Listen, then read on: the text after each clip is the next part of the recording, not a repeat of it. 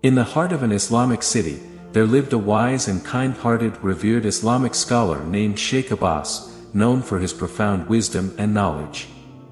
People from distant lands would journey to seek his counsel and insight. One day, as Shaikh Abbas sat in quiet contemplation, a young man named Hamza approached him with a heavy heart. "Shaikh Abbas," he began, "I am overwhelmed by worries and uncertainties. It feels like every aspect of my life is filled with challenges."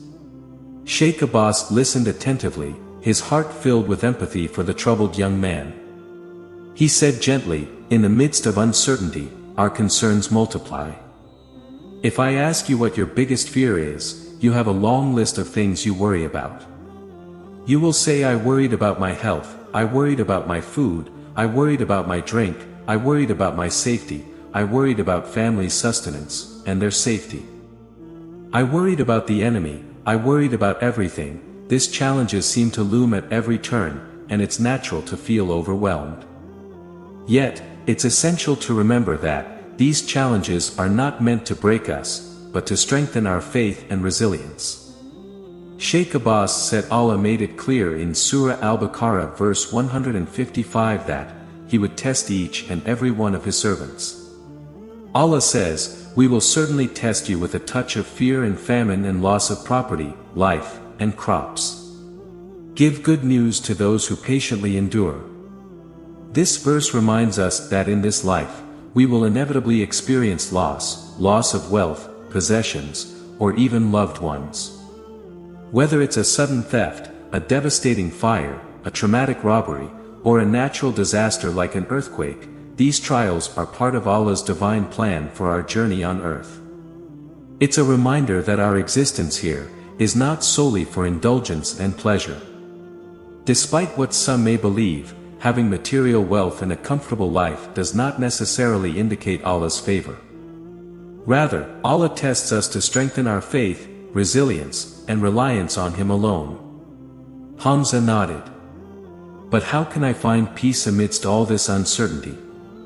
he asked. Shaikh Abbas said, "Whenever you face difficulties, you should turn to Allah in prayer, for seeking solace and guidance. And be steadfast in your faith and trust in Allah, and face these challenges with patience and perseverance. Allah reassures us not to worry, for He is the provider of every morsel." His tests are meant to draw us closer to Him, reminding us of our dependence on His mercy and guidance. You should realize that true peace and contentment can only be found in surrendering to the will of Allah. Instead of allowing worry to consume it, you should ultimate trust in Allah's divine plan. He is the provider of every morsel, and He alone holds the power to guide us through life's trials. But remember, we should gratitude, saying Alhamdulillah in every situation and not express disappointment. Hamza felt a newfound sense of peace and clarity.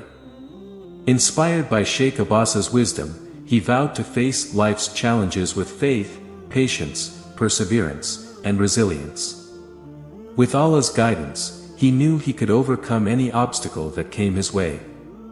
In the end, Hamza's journey taught him the importance of relying on Allah during difficult times. He learned that these tests were part of Allah's divine plan to refine and strengthen his faith, and means of his purification and growth.